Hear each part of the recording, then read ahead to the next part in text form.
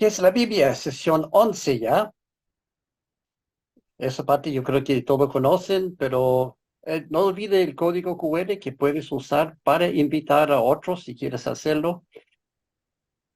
Breve repaso, muy breve, de la sesión anterior, porque hoy tenemos mucho material a cubrir. Fuimos jueces, la historia de Israel en los tiempos muy difíciles entre cuando murió Josué y los tiempos de la monarquía. Ese periodo de más o menos 300 años, muy complicado. 12 jueces, incluyendo nombre conocido como Gedeón y Sansón, y una jueza, mujer, Débora, más el antijuez, Abimelech. También vimos que todo ese libro de jueces consiste de un ciclo que se repite una y otra vez. El pueblo desobedece al Señor, hay un castigo. De repente se acuerdan que tiene un Dios, claman a Dios. Dios envía un juez para solucionar el problema. Después viene bendición y paz. Muere el juez y terminan nuevamente desobedeciendo y se repite una y otra vez la misma historia. Básicamente el libro tenía que ver con la provisión de Dios en tiempos difíciles cuando su pueblo clama. Ok, sesión 11. Ahora vamos a ver Ruth y 1 Samuel y les tengo una sorpresa. Yo no voy a presentar. Por primera vez tenemos a Joana presentando la primera parte, Ruth, después voy a presentar a Samuel. Entonces, rápido cambio de mando aquí. Joana va a tomar mi lugar. Voy a ir por allá.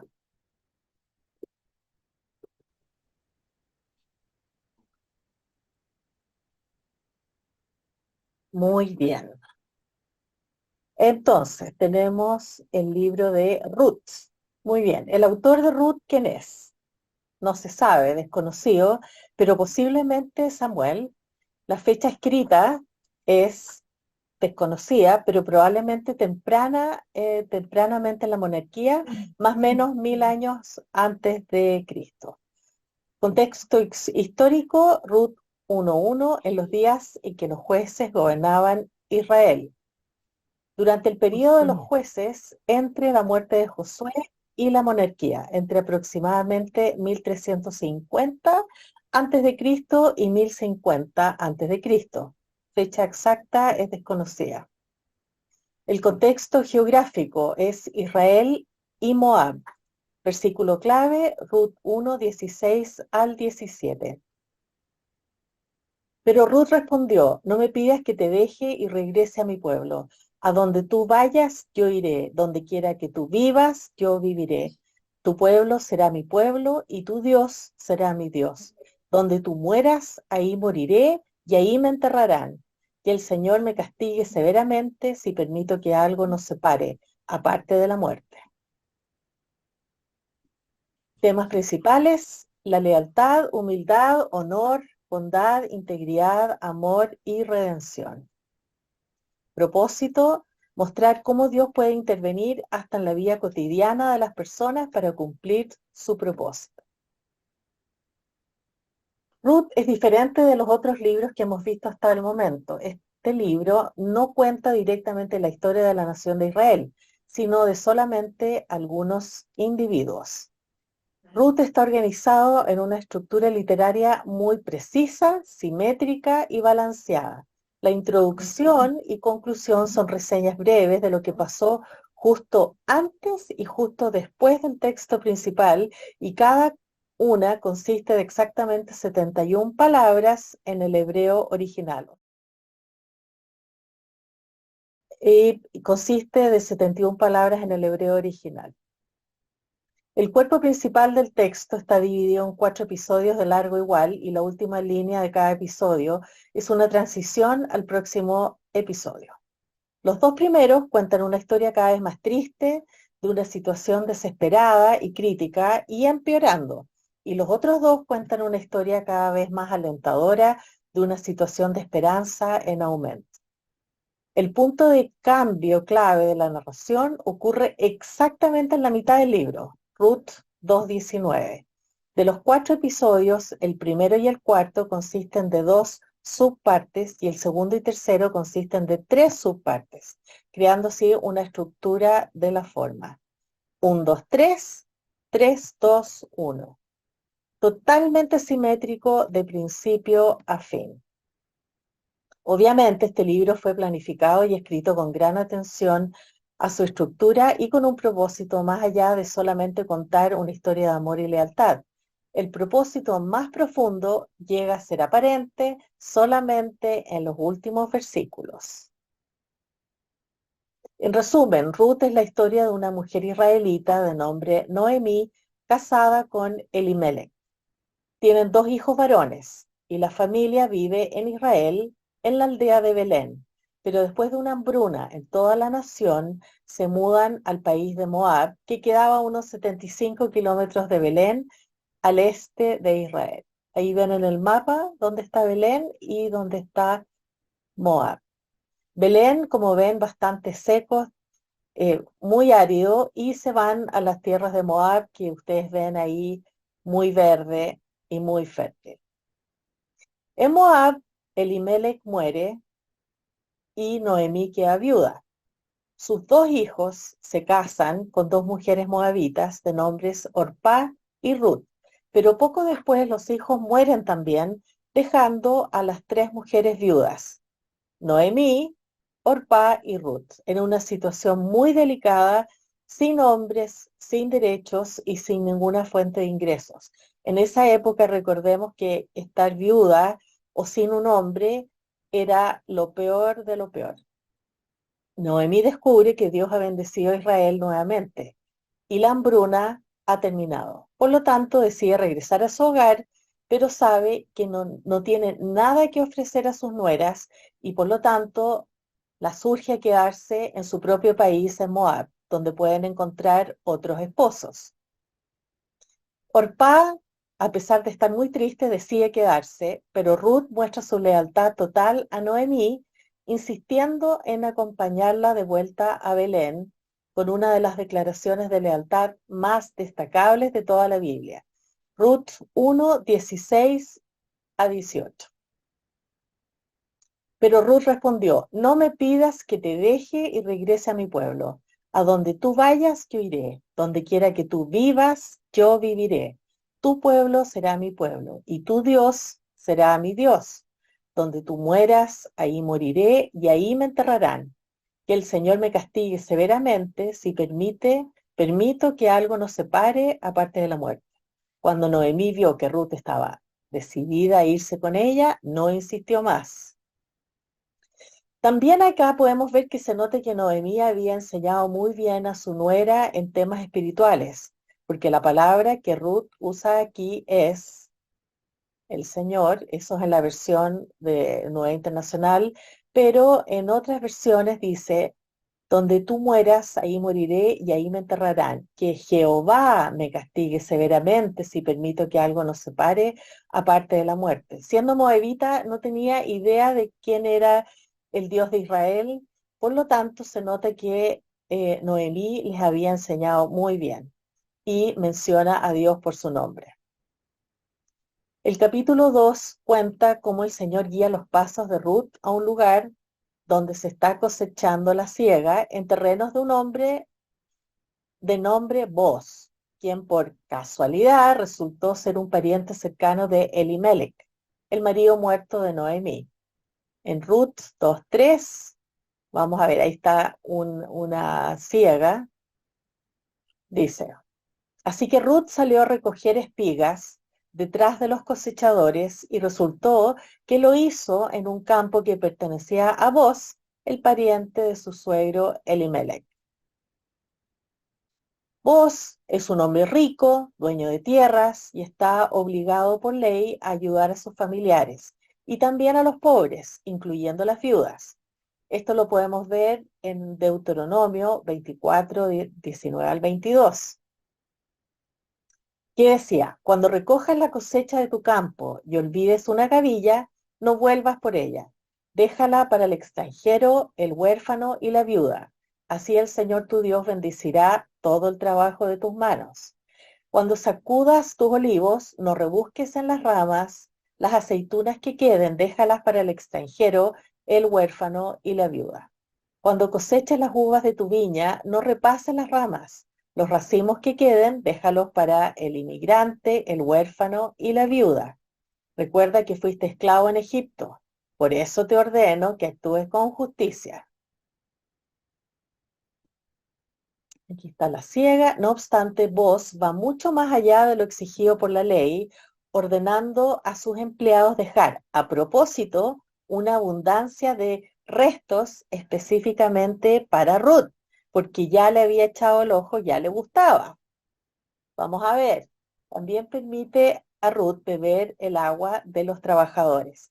Y hasta invita a Ruth a la mesa, dándole tanta comida para que Ruth pueda llevar algo a Noemí.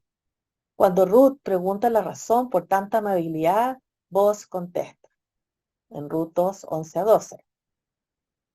Sí, lo sé, respondió Boaz, pero también sé todo lo que has hecho por tu suegra desde la muerte de tu esposo. He oído que dejaste a tu padre y a tu madre y a tu tierra natal para vivir acá entre gente totalmente desconocida. Que el Señor, Dios de Israel, bajo cuyas alas viniste a refugiarte, te recompense abundantemente por lo que hiciste. Cuando Noemí descubre la identidad del dueño del campo, se introduce el concepto del pariente redentor. Ruth 2, 19-20. ¿Dónde recogiste todo este grano hoy? Preguntó Noemí. ¿Dónde trabajaste? Que el Señor bendiga al que te ayudó. Entonces Ruth le contó a su suegra acerca del hombre en cuyo campo había trabajado. Le dijo, el hombre con quien trabajé hoy se llama Boaz. Que el Señor lo bendiga, le dijo Noemí a su nuera. Nos muestra su bondad no solo a nosotros, sino también a tu marido que murió. Ese hombre es uno de nuestros parientes más cercanos, uno de los redentores de nuestra familia. Este concepto de pariente redentor viene de Deuteronomio 25:5 y Levítico 25:47 al 49. También lo pueden ver en Éxodo 6:6. ¿Qué dice? Si dos hermanos viven en el mismo hogar y uno muere sin dejar hijos, su viuda no se casará fuera de la familia. El hermano del esposo la tomará y se casará con ella para cumplir con su deber de cuñado.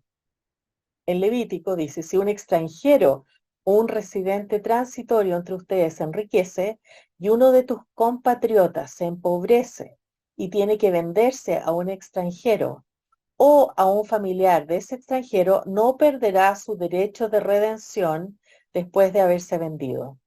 Podrá redimirlo cualquiera de sus parientes, un tío, un primo o cualquier otro de sus parientes. Y si llegara a prosperar, él mismo podrá pagar su rescate. Obviamente, este concepto de pariente redentor es un tipo de lo que Jesús ha hecho por nosotros, comprando nuestra redención en la cruz. Los capítulos 3 y 4 cuentan la historia del pololeo, como se dice en Chile, o noviazgo de Ruth y Boaz, destacando cómo Boaz actúa muy correctamente en todo momento. Después viene el matrimonio de Boaz y Ruth y finalmente el nacimiento de su hijo Obed. Ruth 4 del 13 al 15.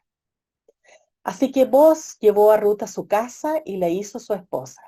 Cuando se acostó con ella, el Señor permitió que quedara embarazada y diera a luz un hijo. Entonces las mujeres del pueblo le dijeron a Noemí, alabado sea el Señor que te ha dado ahora un redentor para tu familia, que este niño sea famoso en Israel, que él restaure tu juventud y te cuide en tu vejez, pues es el hijo de tu nuera que te ama y que te ha tratado mejor que 7 hijos. Pero solamente en los últimos versículos podemos entender la importancia de esta historia. Aunque Ruth es una linda historia romántica de amor, de lealtad, generosidad y la intervención de Dios hasta los detalles más pequeños de su pueblo y su gente, la importancia real del libro se vuelve aparente cuando llegamos a Ruth 4:17. Las vecinas decían, por fin ahora Noemí tiene nuevamente un hijo y le pusieron por nombre Obed. Él llegó a ser el padre de Isaí y abuelo de David, el rey David. Obed, hijo de Boz y Ruth, nieto de Noemí, también es el abuelo del rey David, el inicio del linaje real de Israel, desde el cual nace Jesús, eventualmente nuestro gran pariente redentor. En la genealogía de Jesús en el Nuevo Testamento podemos entender el enorme significado de una de las historias en Josué que vimos la semana pasada y también la historia de Ruth, en Mateo 1, 5, 6a y 16. Salmón, padre de Boz, cuya madre fue Rahab. ¿Se acuerdan de Rahab, la prostituta que ayudó a los dos espías? Boz, padre de Obed, cuya madre fue Ruth. Obed, padre de Isaí, e Isaí, padre del rey David. Y Jacob, padre de José, que fue el esposo de María, de la cual nació Jesús, llamado el Cristo. Claramente, uno de los propósitos de Ruth es de documentar la genealogía de David y por lo tanto de Jesús y demostrar el carácter fiel, derecho, correcto, generoso y leal de los miembros de esta familia. Este libro también sirve de transición entre la narración del período de los jueces y la narración del período de la monarquía. Por lo tanto, ahora le doy la palabra al profe, de vuelta. A mí me toca entonces seguir con la historia del inicio de la monarquía con 1 Samuel. El autor de, bueno, 1 Samuel, también 2 Samuel, los libros Samuel, desconocido, posiblemente Sabud, hijo de Natán, un personaje no muy bien conocido en la Biblia, y aquí también no tenemos certeza si es el autor o no, es una posibilidad nomás. Fecha escrita, desconocido. Contexto histórico. Estamos hablando de Israel, empezando en el periodo de los jueces, porque como vamos a ver, Samuel es el último de los jueces. En el libro de los jueces hay 11 jueces, y yo había mencionado que hay uno más, pero que no está en el libro de los jueces. Bueno, eso es Samuel. Entonces, Samuel es como la transición entre los jueces y después la monarquía. Estamos hablando de ese periodo. Y aprox entre 1100 a.C. y hasta el fin del reinado de David, aprox 970 a.C. Es el periodo que cubre primero Samuel y también segundo Samuel. Contexto geográfico, Israel. Versículo clave, 1 Samuel 8, 6 al 9, que dice: Cuando le dijeron que querían tener un rey, Samuel se disgustó. Entonces se puso a orar al Señor, pero el Señor le dijo: hazle caso al pueblo en todo lo que te diga. En realidad, no te han rechazado a ti, sino a mí, pues no quieren que yo reine sobre ellos. Te están tratando del mismo modo que me han tratado a mí desde el día en que los saqué de Egipto hasta hoy. Me han abandonado para servir a otros dioses. Así que hazles caso, pero adviérteles claramente de cómo el rey va a gobernarlos. Vamos a entender un poco más la importancia de esa escritura y por qué es clave aquí en 1 Samuel. Tema principal, la transición de Israel desde teocracia a monarquía. Se acuerda que el plan original de Dios era Israel sería una nación teocrática donde el mismo Dios es el jefe de Estado. Ahora ellos no quieren eso, entonces ahora quieren un rey, entonces hay una transición. Propósito, documentar la vida de Samuel, el último juez, el reinado de Saúl, que es el primer rey, y la elección, preparación y reinado de David, el más grande rey de Israel. Ok, originalmente, 1 Samuel y 2 Samuel en nuestra Biblia son dos libros, pero en hebreo, en el Torá, es un solo libro que se llama Samuel. Es obviamente la combinación. En algún momento alguien decidió este libro muy largo, lo voy a dividir en dos, primero y segundo, ok, pero realmente hay que leerlo como conjunto. Es un solo libro originalmente. Juntos cuentan la historia del periodo de la monarquía en Israel y su consolidación como nación.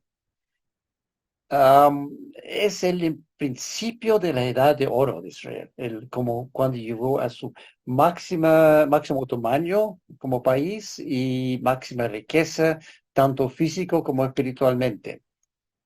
Pero otra vez, estos libros no están escritos estrictamente en orden cronológico. De repente encontramos, no, esto está fuera de secuencia, este está aquí, el otro por allá. Por ejemplo, segundo Samuel capítulo 7 realmente ocurre después de capítulo 8, y lo que ocurre en segundo Samuel 21 realmente ocurre antes de segundo Samuel 15. Entonces, a veces cuando está leyendo va a encontrar, llegar a un punto de decir, pero ¿qué pasa aquí? Hay un error aquí. No, no es un error, es solamente que no está escrito estrictamente en orden cronológico. Entonces, hay que tomar en cuenta cuando está leyendo los libros que a veces se puede tener confusión por eso, pero no hay que confundirse, es solamente la forma en que fueron escritos los libros. El texto de este libro no permite poner fecha exacta.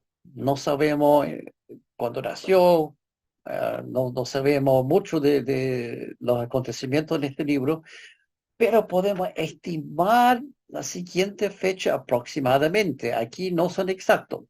Samuel probablemente nació más o menos en el 1105 a.C., presentación de Saúl, ungimiento de Saúl, presentación de David, aproximadamente 1040, ungimiento de David, 1025, David y Goliat, 1025 a.C., muerte de Saúl, 1010, inicio del reino de David, sobre todo Israel, en 1003 a.C., guerra de David, nacimiento de Salomón, el hijo de David, el censo de David y el fin del reino de David en 970 a.C., más o menos. Ahí estamos hablando, algunos son 1 Samuel y después 2 Samuel. Ahí está el listado de todos los capítulos del libro Samuel, la combinación de los dos.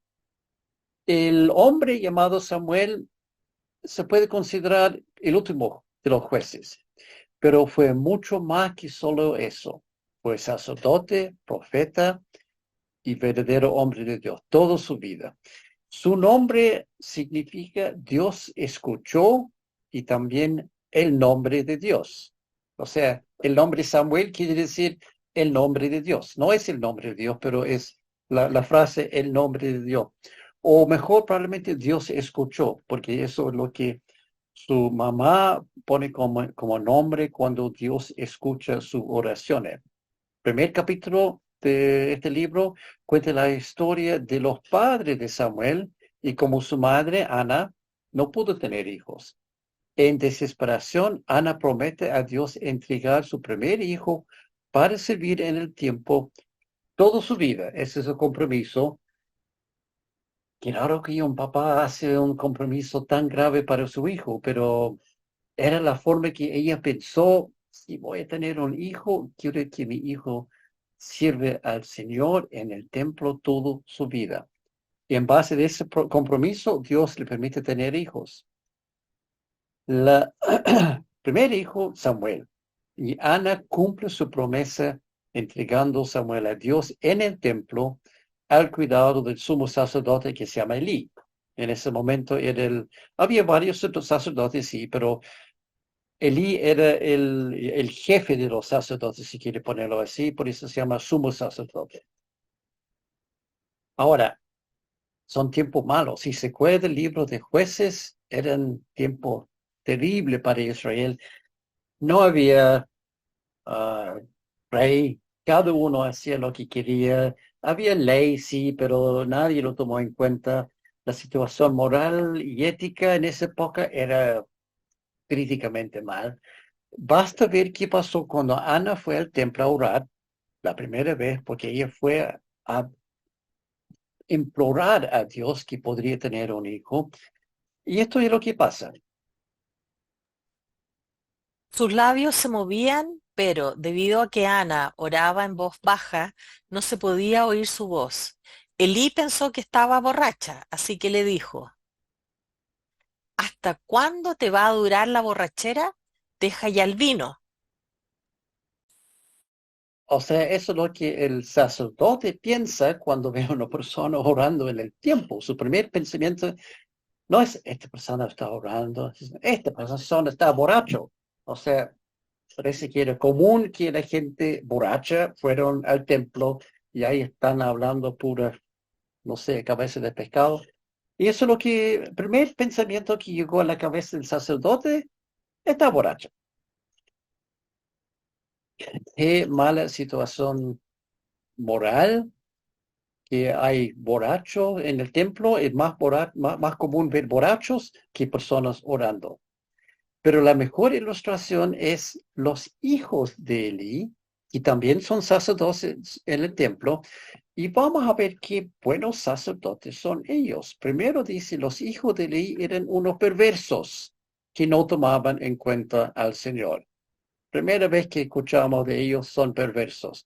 Pero después la Biblia continúa con una crítica bastante más larga que dice así.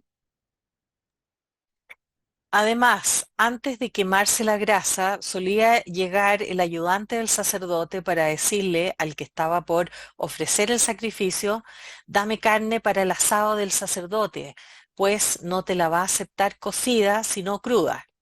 Y si el hombre contestaba, espera a que se queme la grasa como es debido, luego podrás tomar lo que desees, el asistente replicaba, no, dámela ahora mismo, de lo contrario te la quito por la fuerza. Así que el pecado de estos jóvenes era gravísimo a los ojos del Señor, pues trataban con desprecio las ofrendas que le pertenecían. Buenos sacerdotes, ¿no? Pero también está el versículo 22. Elí, que ya era muy anciano, se enteró de todo lo que sus hijos le estaban haciendo al pueblo de Israel, incluso de que se acostaban con las mujeres que servían a la entrada del santuario. ¿Qué se puede decir referente a eso? Esos son los sacerdotes. Para que tiene una idea de la situación malo en Israel.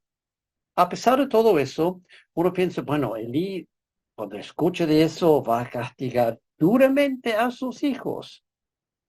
Pero no hace casi nada, solamente amonestó un poquito a sus hijos. Les dijo, ¿por qué se comportan así?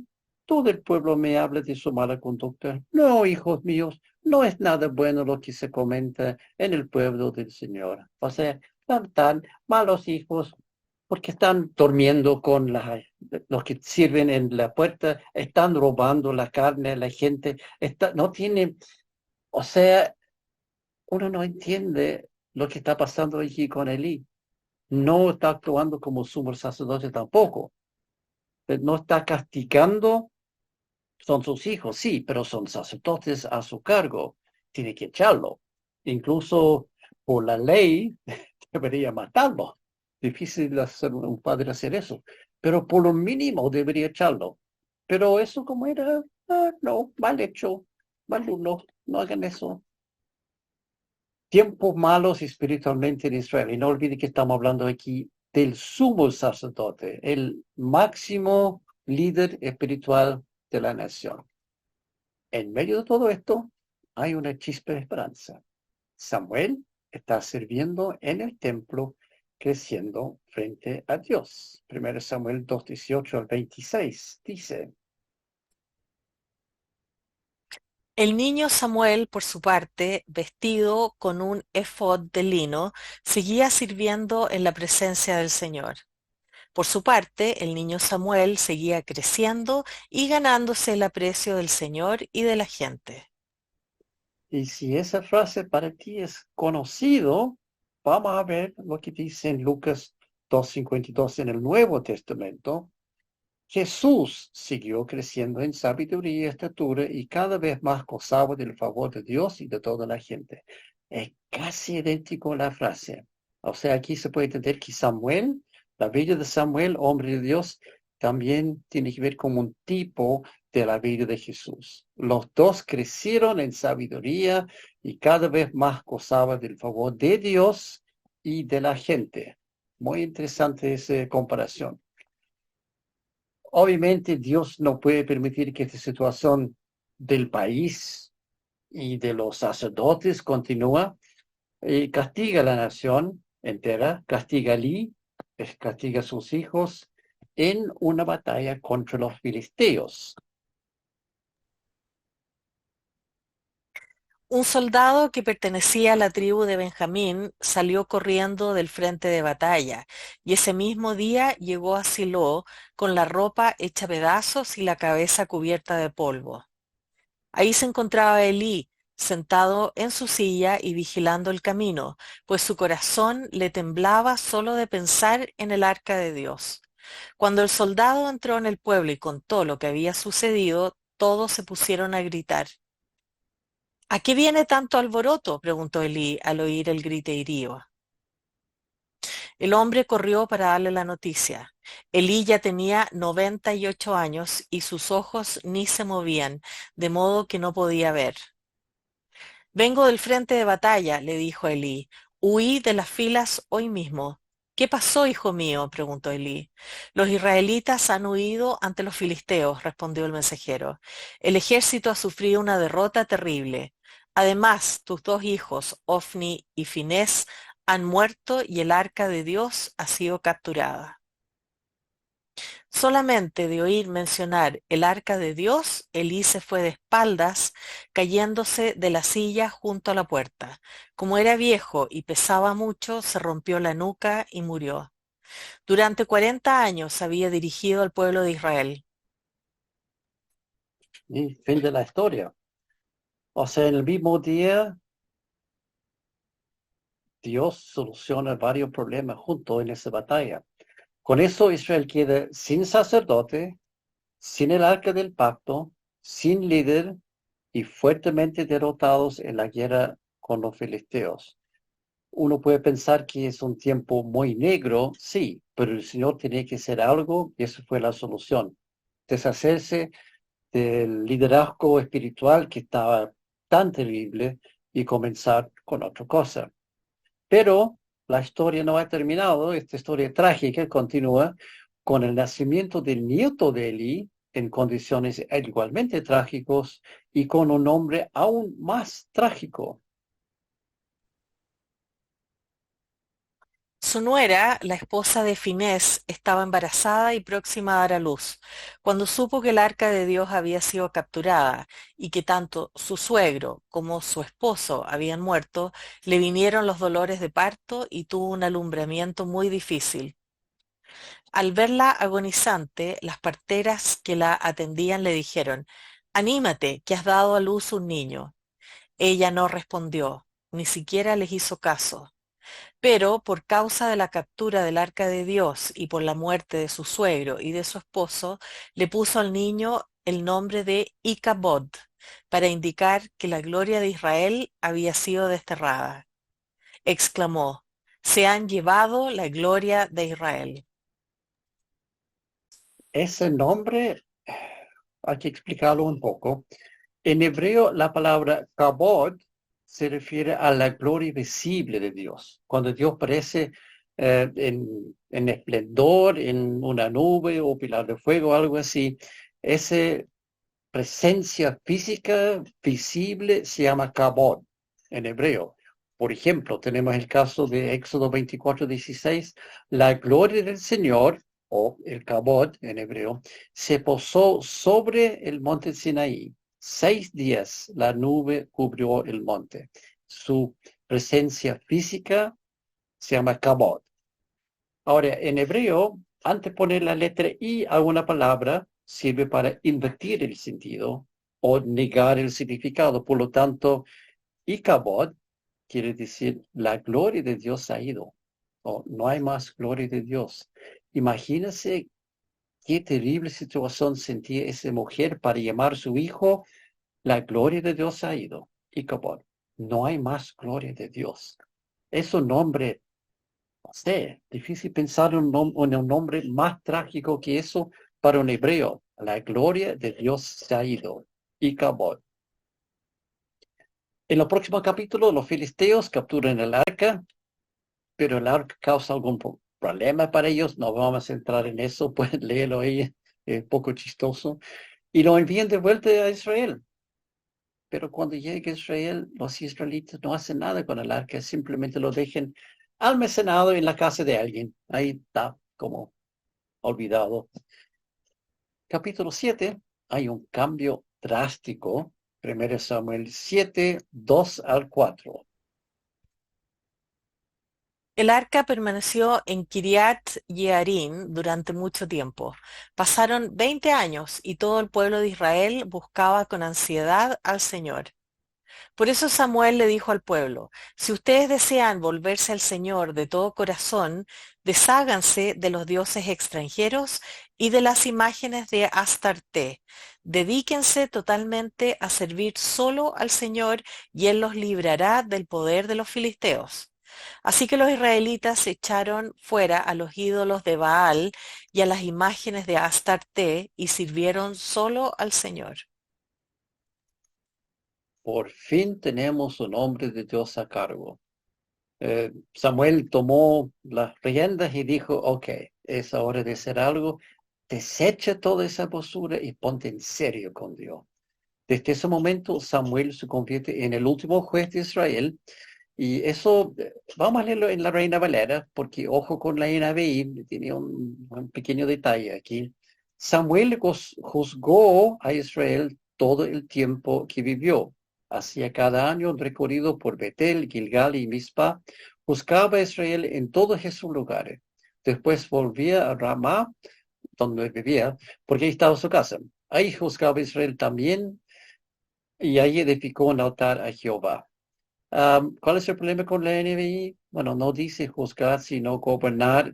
Es una traducción válida de la palabra, pero entiendo que es el último de los jueces. Debería decir realmente juzgar. Eso lo que hizo Samuel era juzgar, no solamente gobernar. Fue a solucionar problemas, actuando como juez civil. Si alguien tiene un caso que necesitaba una solución legal, entonces Samuel fue por allá y en base a la ley de Moisés solucionó el caso. Fue juez.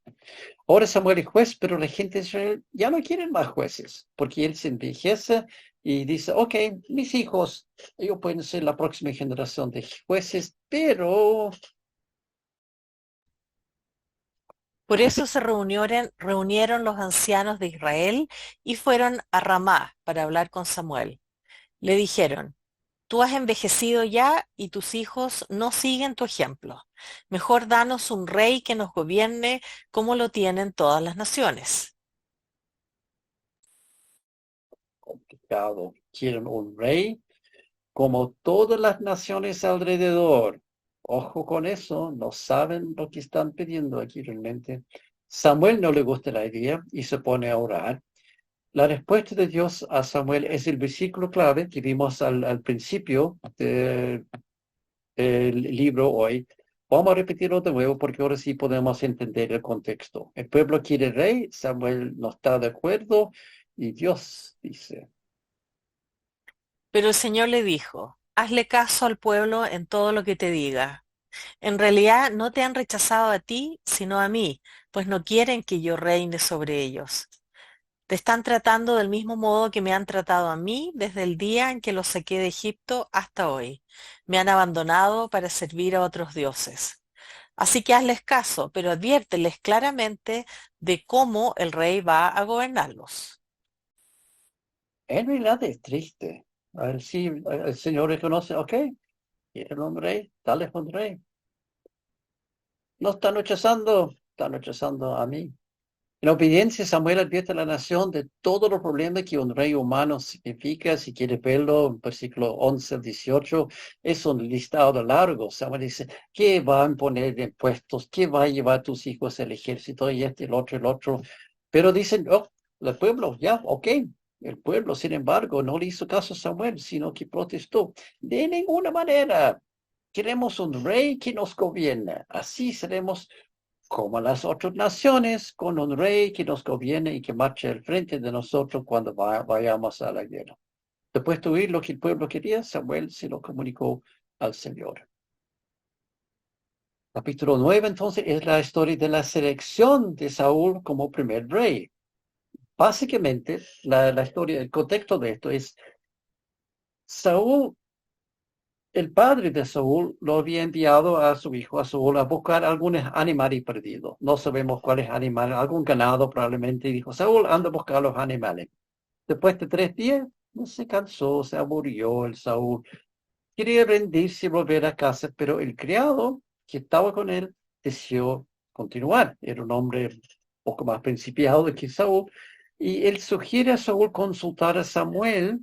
Saúl vacila, buscando razones para volver, está tratando de hacer excusas, pero el criado es más inteligente y logra finalmente convencer a Saúl que tiene que consultar a Samuel.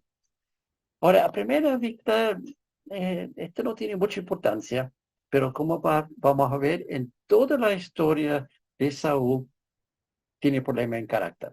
Y este episodio demuestra las primeras deficiencias. Primero, no era perseverante, estaba listo a rendirse sin cumplir su misión. El papá había dicho, anda a buscar los animales. Y él, 3 días suficiente. No estaba dispuesto a seguir las instrucciones de su padre, era una orden. También buscaba excusas para no hacer lo que él sabía que realmente debe hacer. Y esa es la historia de toda la vida de Saúl. Falta de perseverancia, no quiere obedecer y busca excusas. Pero finalmente el criado logra convencerlo y van donde Samuel. Ahora, lejos de ayudar a encontrar los animales, Samuel hace otra cosa. Primero Samuel 10:1. Entonces Samuel tomó un frasco de aceite y lo derramó sobre la cabeza de Saúl. Luego lo besó y dijo, es el Señor quien te ha ungido para que gobiernes a su pueblo. O sea, lo hizo rey.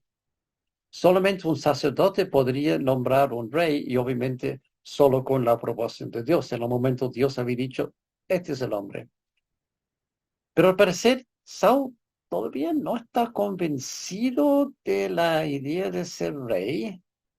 Nunca toma decisiones buenas. 1 Samuel 10:20-22.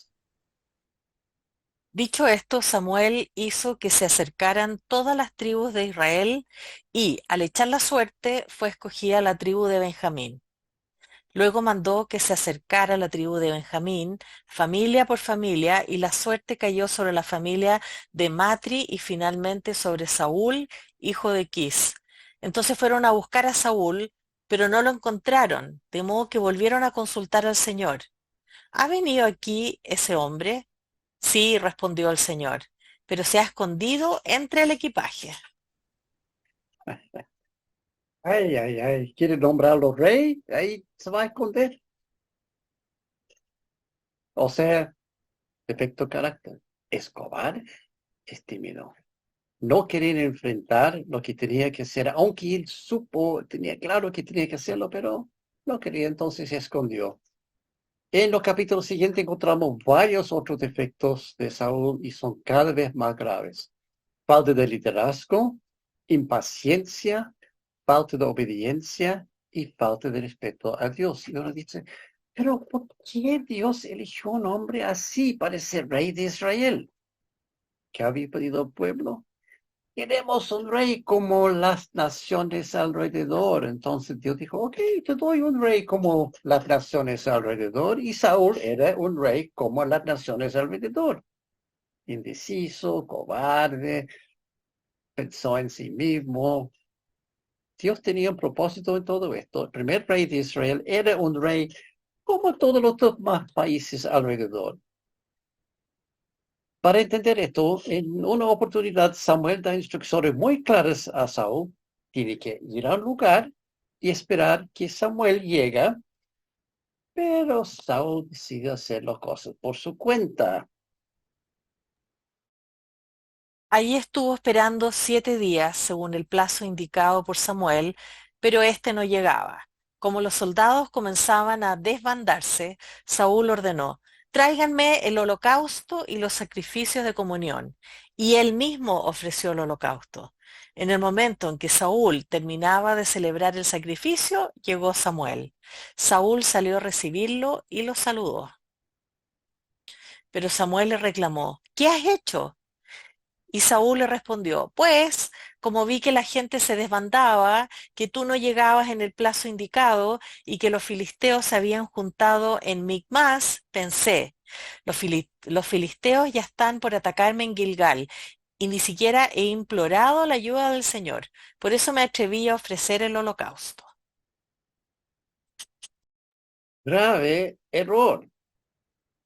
Saúl no es sacerdote, no puede ofrecer sacrificio. Solamente un sacerdote, un profeta, podría ofrecer sacrificio. Pero Saúl dice, aquí no hay, entonces yo lo hago. Da lo mismo lo que dice la ley, yo lo hago. Grave error. ¿Qué pasa? Te has portado como un necio, le replicó Samuel. No has cumplido el mandato que te dio el Señor tu Dios. El Señor habría establecido tu reino sobre Israel para siempre, pero ahora te digo que tu reino no permanecerá. El Señor ya está buscando un hombre más de su agrado y lo ha designado gobernante de su pueblo, pues tú no has cumplido su mandato. O sea, muy simple. Saúl, despedido. Pide otro para tomar tu plazo. Capítulo 15, nuevamente Dios da instrucciones claras y precisas a Saúl. Versículo 3. Así que ve y ataca a los amalecitas ahora mismo. Destruye por completo todo lo que les pertenezca. No les tenga compasión.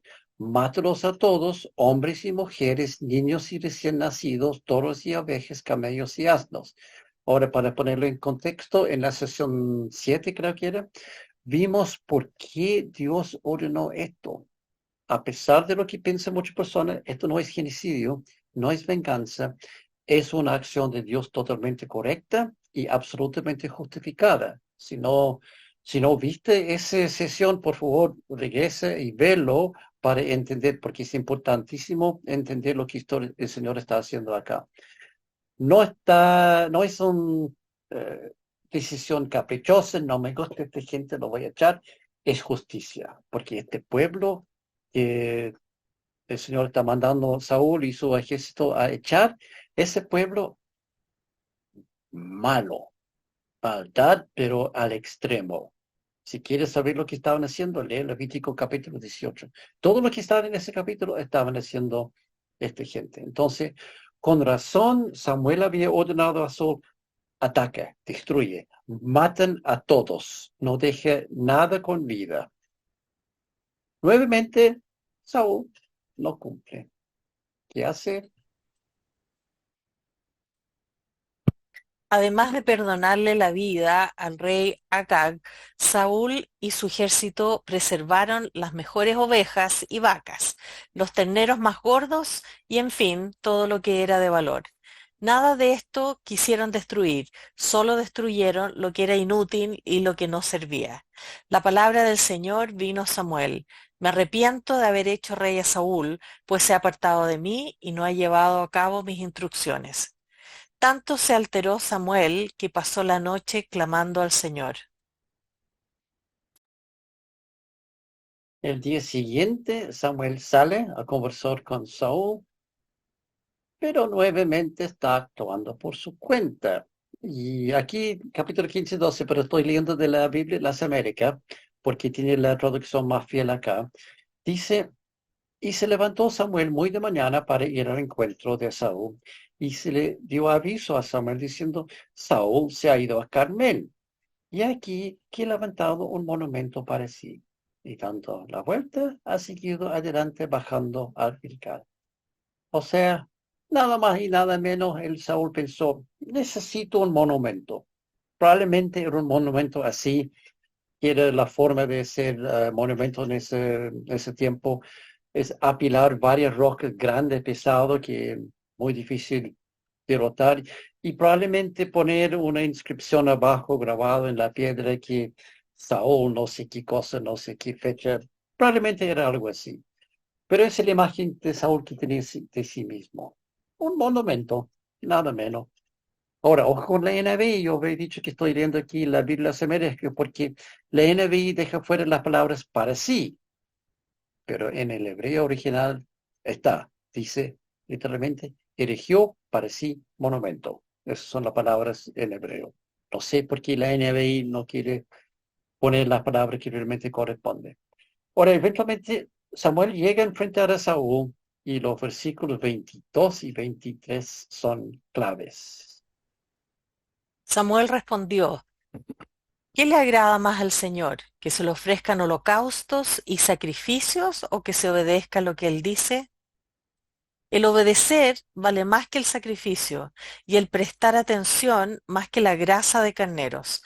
La rebeldía es tan grave como la adivinación y la arrogancia como el pecado de la idolatría.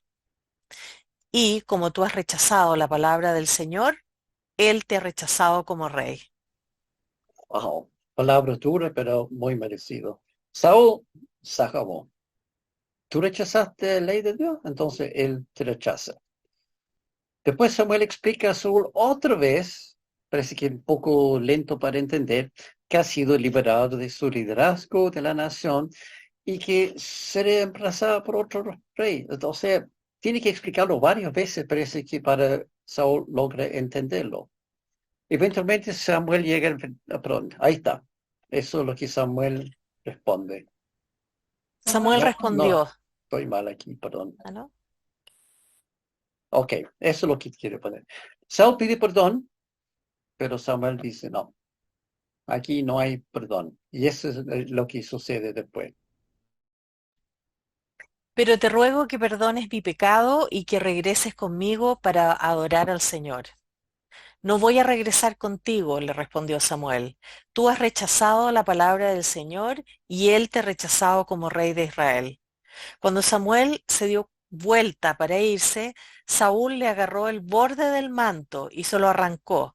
Entonces Samuel le dijo, hoy mismo el Señor ha arrancado de tus manos el reino de Israel y se lo ha entregado a otro más digno que tú. En verdad, el que es la gloria de Israel no miente ni cambia de parecer, pues no es hombre para que se arrepienta. Luego regresó a Ramá, mientras que Saúl se fue a su casa en Gibeá de Saúl. Y como el Señor se había arrepentido de haber hecho a Saúl rey de Israel, nunca más volvió Samuel a ver a Saúl, sino que hizo duelo por él. Y ese es el último encuentro entre Saúl y Samuel. Después de todo eso, los dos están vivos por un tiempo más, pero Samuel como cortó las comunicaciones y no hay más. Ahora la narración de toda la historia cambia. No está enfocado en Saúl, ahora sino en la selección del nuevo rey para reemplazar a Saúl. Y Dios nuevamente da instrucciones a Samuel, diciendo, El Señor le dijo a Samuel, ¿cuánto tiempo vas a quedarte llorando por Saúl si ya lo he rechazado como rey de Israel? Mejor llena de aceite tu cuerno y ponte en camino. Voy a enviarte a Belén, a la casa de Isaí, pues he escogido como rey a uno de sus hijos. Isaí le presentó a 7 de sus hijos, pero Samuel le dijo, el Señor no ha escogido a ninguno de ellos. ¿Son todos estos tus hijos? Queda el más pequeño, respondió Isaí, pero está cuidando el rebaño. Manda a buscarlo, insistió Samuel, que no podemos continuar hasta que él llegue. Isaí mandó a buscarlo y se lo trajeron. Era buen mozo, trigueño y de buena presencia. El Señor le dijo a Samuel, este es, levántate y úngelo. Samuel tomó el cuerno de aceite y ungió al joven en presencia de sus hermanos. Entonces el Espíritu del Señor vino con poder sobre David, y desde ese día estuvo con él. Luego Samuel regresó a Ramá. nuevamente tenemos a Samuel ungiendo un rey y es solamente un sacerdote, un rey, un profeta que puede ser ungido de esa forma. Y aquí es necesario entender que es una ceremonia especial, no es aceite cualquiera, había una forma especial de preparar el aceite para ungir reyes, profetas y sacerdotes. Y obviamente Samuel estaba preparado porque tenía su cuerno, también tenía que ser un cuerno especial, no era cualquier recipiente, era todo un simbolismo que no tenemos tiempo para entrar. Y aquí se nota que David es joven, no es un hombre, es un niño, un quinceañero, quizás dicen los expertos que tenía 15, 16, 17 años en ese momento, es joven. Pero el Señor había visto, este es el rey que yo quiero. Saúl es el rey que el pueblo quería como los demás naciones, pero David, este es el rey que yo quiero.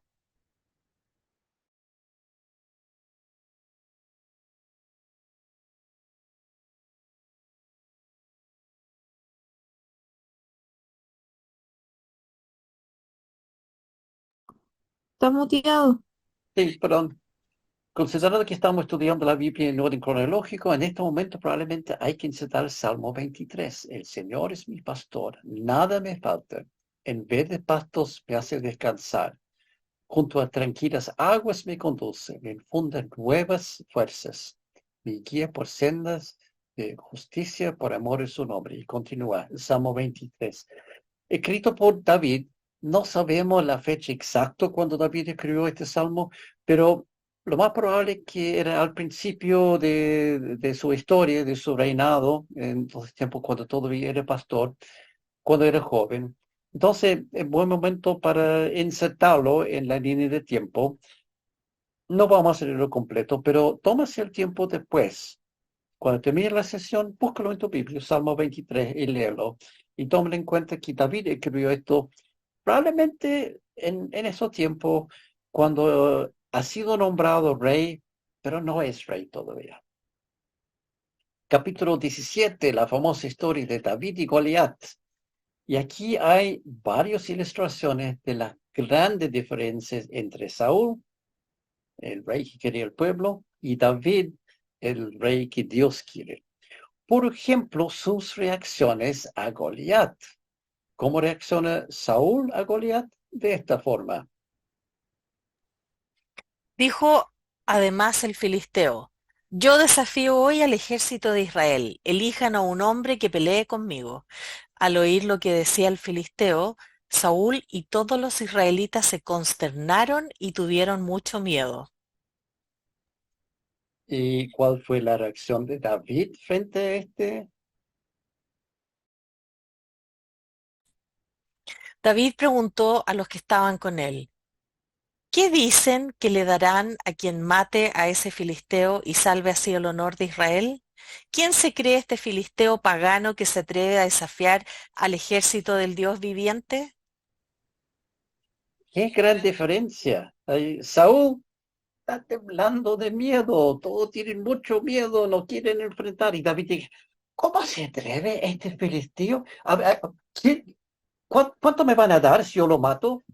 O sea, David tiene otra actitud, totalmente diferente a Saúl. Se nota nuevamente otro caso, otro ejemplo. 1 Samuel 17:32. Entonces David le dijo a Saúl: Nadie tiene por qué desanimarse a causa de este filisteo. Yo mismo iré a pelear contra él. ¿Cómo vas a pelear tú solo contra este filisteo?, replicó Saúl. No eres más que un muchacho, mientras que él ha sido un guerrero toda la vida. Otra vez, cuestión de actitud. No hay que preocuparse, es un filisteo. Yo lo voy a matar. Y él está medio en ejército, este joven de 16, 17 años. Hay un ejército entero alrededor y nadie se atreve. Y dice, yo lo voy a hacer. ¿Cuál es el problema? O sea, la diferencia no puede ser más claro. La respuesta de David cuando Saúl dice, pero tú no puedes hacer nada, es solamente un muchacho. David deja claro en la película. David le respondió: A mí me toca cuidar el rebaño de mi padre. Cuando un león o un oso viene y se lleva una oveja del rebaño, yo lo persigo y lo golpeo hasta que suelta la presa. Y si el animal me ataca, lo agarro por la melena y lo sigo golpeando hasta matarlo. Si este siervo de su majestad ha matado leones y osos, lo mismo puede hacer con ese filisteo pagano, porque está desafiando al ejército del Dios viviente.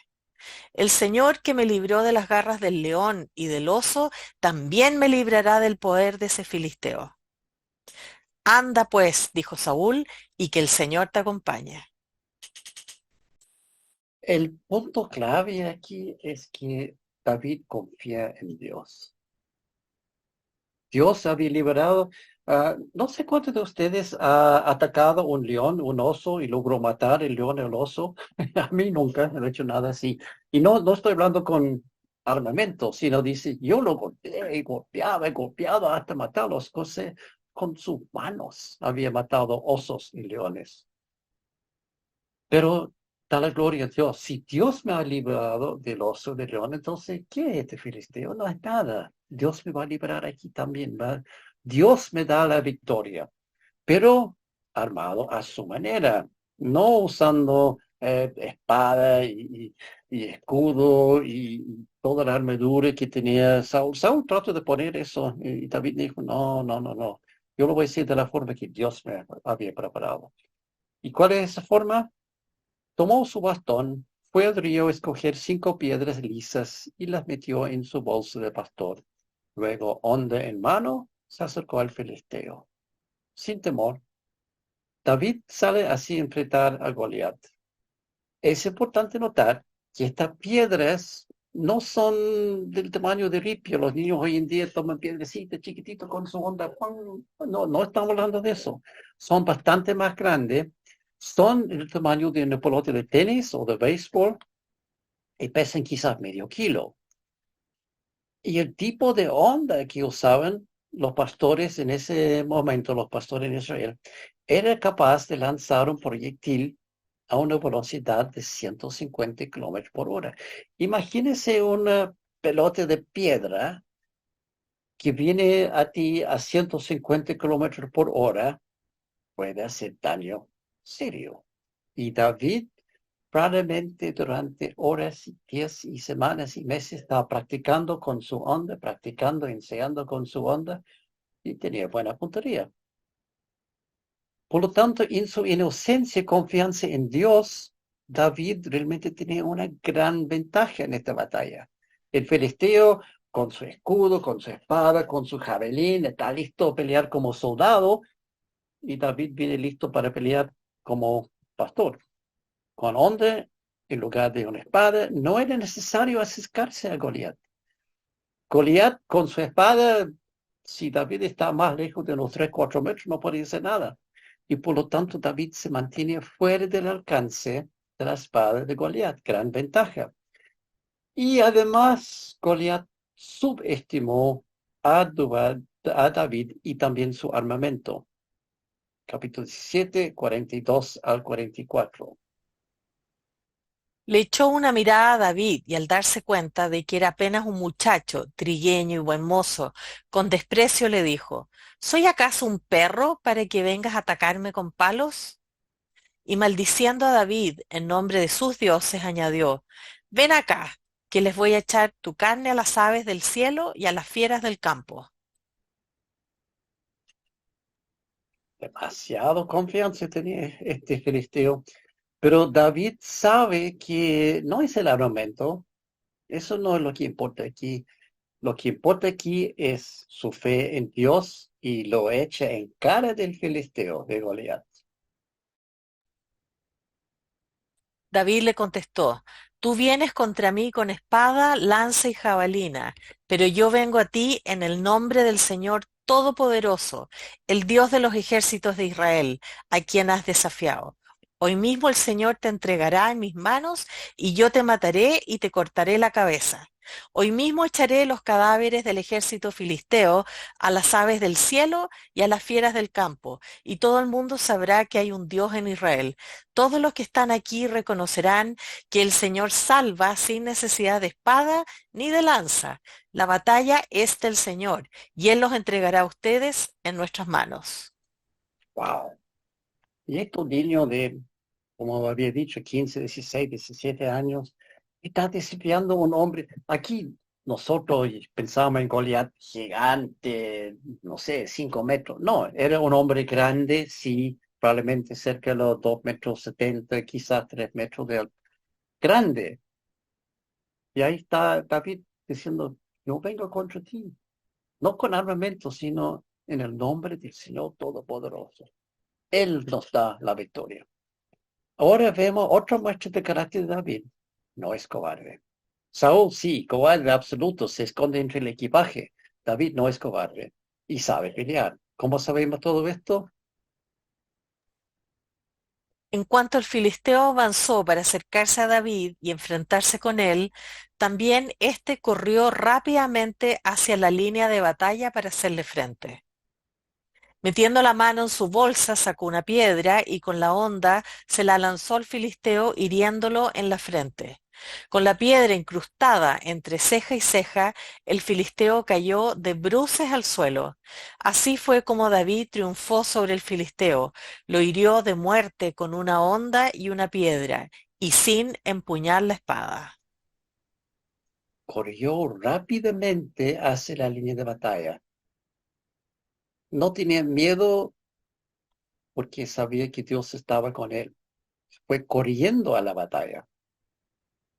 Inmediatamente después de esa gran victoria de David, de nuevo tenemos un problema de personalidad en Saúl. Uno piensa que Saúl se celebrando porque había ganado una gran batalla. Los filisteos ganamos, pero Ahora bien, cuando el ejército regresó, después de haber matado David al filisteo, de todos los pueblos de Israel salían mujeres a recibir al rey Saúl. Al son de liras y panderetas cantaban y bailaban y exclamaban con gran regocijo. Saúl mató a sus miles, pero David a sus 10.000. Disgustado por lo que decían, Saúl se enfureció y protestó. A David le dan crédito por 10.000, pero a mí por miles. Lo único que falta es que le den el reino. Y a partir de esa ocasión, Saúl empezó a mirar a David con recelo. Al día siguiente, el espíritu maligno de parte de Dios se apoderó de Saúl, quien cayó en trance en su propio palacio. Andaba con una lanza en la mano y mientras David tocaba el arpa, como era su costumbre, Saúl se la arrojó pensando, a este lo clavo en la pared. 2 veces lo intentó, pero David logró esquivar la lanza. y otro caso más, muy similar. Saúl sabía que el Señor lo había abandonado y que ahora estaba con David.